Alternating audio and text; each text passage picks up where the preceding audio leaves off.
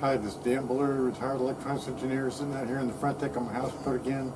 I'm going to talk to you about some of the crazy people that I meet online doing this stuff, and they claim they're experts at mixed signal and experts at DSP and stuff. And I just have to tell you, it's one of these guys. I did a post on LinkedIn, and I told you about LinkedIn.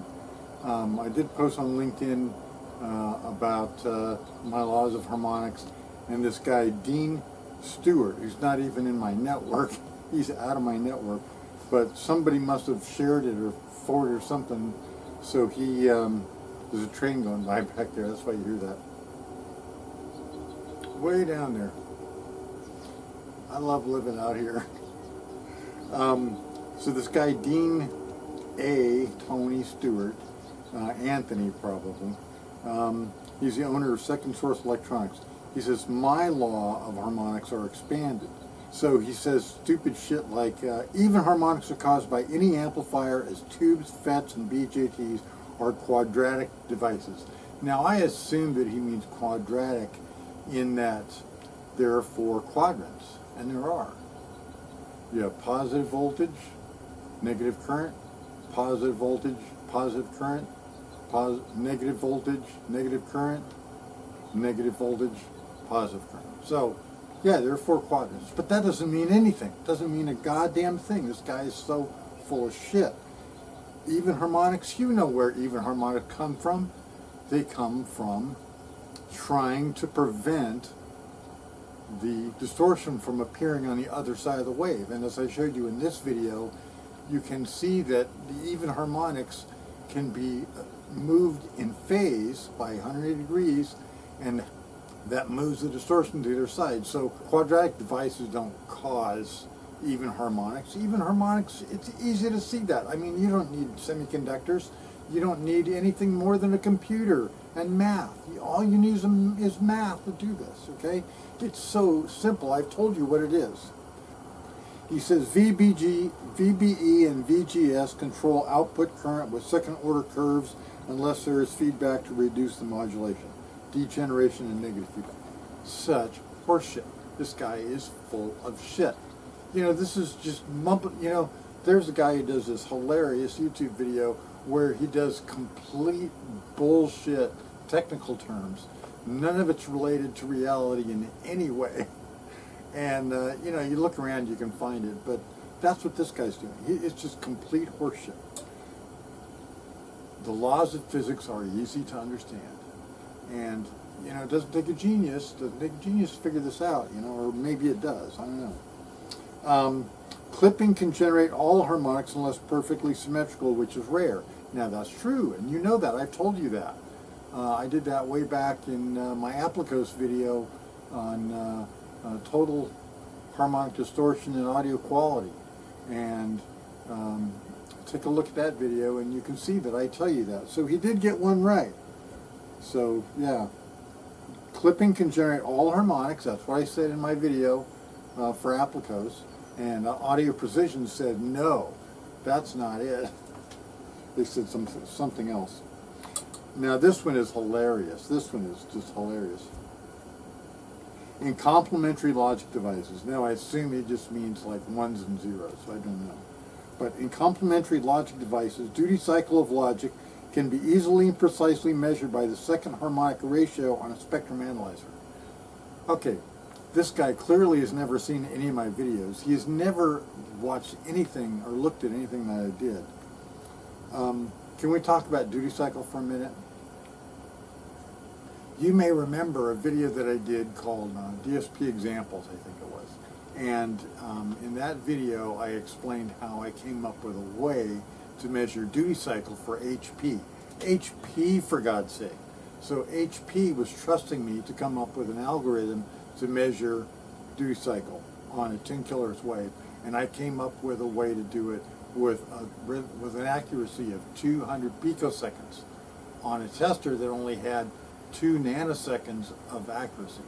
So 2 nanoseconds accuracy, but 10 times better than that for duty cycle. In fact, I'm sure it was even better than that. It was probably like 100 picoseconds. But, you know, anyway, Now, duty cycle, you're picking on the wrong dude, because I'm the expert at measuring duty cycle. I've measured everything. And so let's look at his thing. In complementary logic devices, duty cycle of logic can be easily and precisely measured by the second harmonic ratio on a spectrum analyzer. Now, you know from this other video that I did on square waves that the harmonics don't follow a linear path. They don't follow a linear path on a square wave. On a square wave, the formula is, and it's easy to deduce, David Hillel Wilson deduced it from Sham's electrical series, and then I pursued it, as I told you in a video, and also in a LinkedIn LinkedIn article. As I told you in the LinkedIn article, the second harmonic amplitude is the sine of, it's the absolute value of the sine of pi times the duty cycle, blah, blah, blah, you know, the whole thing. And I did the video on it. So there you go. That's where the amplitude, that's the amplitude of the second harmonic. It's a sine of something. Now, Dean Stewart never said anything about the sine. So he's measuring duty cycle by measuring the second harmonic amplitude relative to the fundamental on a spectrum analyzer. Now, admittedly, that'll work on a very small amount. But you know, I've told you this before in the story where I talked about measuring duty cycle. I also told you about how I was told by people one thing about square waves that turned out to not be true. Well, this is what this guy Dean Stewart is doing. He's telling you something that isn't true, and it worked for him for a very narrow thing. Okay, so let's just talk about that. The sine of the angle, the sine of the duty cycle. The sine of the duty cycle is what matters. Now, it's not the ratio of the fundamental over the second harmonic, or second harmonic over the fundamental. If it's a 50% duty cycle, there's no second harmonic at all, none. And so he doesn't even know that. He doesn't even know that, right? Secondly, you remember the last video that I did where I told you about complementary angles or inverse angles. And so 60 and 240 are complementary because they're 180 apart. And so really, if you have a ship pointed at 60 or at 240, it doesn't really matter. It's pretty much pointed the same direction. It's just one's pointed the bow that away and one's pointed the bow that away, but pretty much north and south and all that stuff, they're aligned equally. So it's true for sine waves when you distort a sine wave at a complementary angle, but it's also true if you have a square wave that is a 60% or 40%, or 70% or 30%. The spectrum for a 70% square wave will be identical from the spectrum of one that's at 30%. 70% will have one spectrum, and 30% will have an identical spectrum. Now, if you go look at the phases of the even harmonics are all identical, or they're all the same for both of them. But the phases of the even harmonics are inverted. Okay, and that, you know that from all the other videos that I've made, and if you haven't seen them, you better watch them. So, this guy, he couldn't tell 70% from 30%.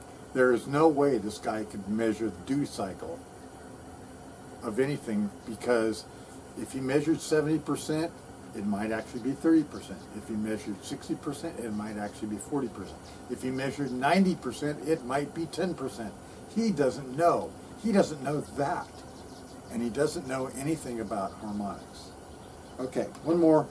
He says, pulse asymmetry is due to imbalance. I thought this was about harmonics. But anyway, pulse asymmetry is due to imbalance of RDS on or unequal prop delays in an XOR.